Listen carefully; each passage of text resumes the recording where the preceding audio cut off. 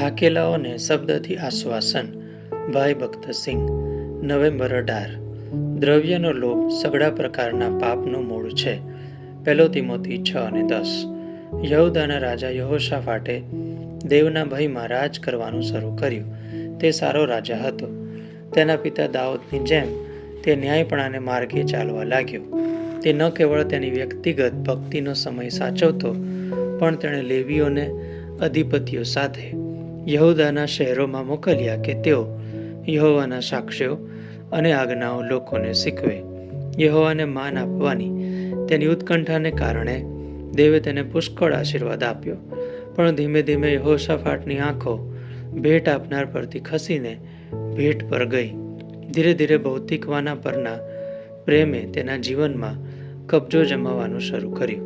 આ જોખમ છે જેના વિશે આપણે પણ બહુ સાવધ રહેવાની જરૂર છે. જગીક સંપત્તિનો લોભ આપણા જીવનમાં એવી સિફતથી આવી જશે કે આપણને ખબર પણ નહીં હોય. બેલ્લારી નજીક એક ગઢ છે. ઘણા વર્ષો અગાઉ એક ફ્રેન્ચ એન્જિનિયર દ્વારા ટીપુ સુલતાન માટે તેનો પ્લાન બનાવવામાં આવ્યો અને તે પ્રમાણે તેને બાંધવામાં આવ્યું. જ્યારે તે ગઢનું બાંધકામ પૂરું થયું ત્યારે એન્જિનિયર ગર્વથી ટીપુ સુલતાનને આસપાસ ફરવા લઈ ગયો. તેઓ એક જગ્યાએ આવ્યા અને ટીપુ સુલતાને જોયું કે ગઢની નજીક જ એક ટેકરી છે. તેણે એન્જિનિયરને ધમકાવ્યો, મૂર્ખ એન્જિનિયર, આ ગઢની બહાર ત્યાં ટેકરી કેમ રહેવા દીધી? તારે તેને ગઢની દિવાલની અંદર લઈ લેવાની હતી.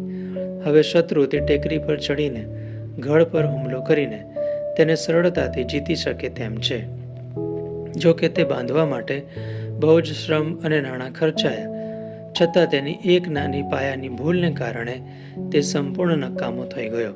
તે એન્જિનિયરને પોતાની દૂરંદેશી નજરની ખામી વિશે એટલું બધું લાગી આવ્યું કે તેણે આપઘાત કર્યો. થોડા વર્ષો પછી અંગ્રેજોએ તે જ ટેકરી પરથી હુમલો કરીને તે ગઢ જીતી લીધો. આપણા આત્માનો શત્રુ પણ એ જ રીતે આપણા જીવનમાં નબળું પાસું શોધે છે, જ્યાંથી તે આપણામાં પ્રવેશીને આપણો નાશ કરે. યહોશાફાટને વધારે વેપાર કરીને તેની સંપત્તિ વધારવાનું પરીક્ષણ આવ્યું. સ્પષ્ટ છે કે દ્રવ્યનો લોભ તેનું નબળું પાસું હતું અને તેના દ્વારા શૈતાને તેના જીવનમાં કબજો મેળવ્યો. આ જ નબળાઈ, દ્રવ્યનો લોભ, આપણે ઘણા વિશ્વાસીઓમાં અને કેટલાક ઉપદેશકોમાં પણ જોઈએ છીએ.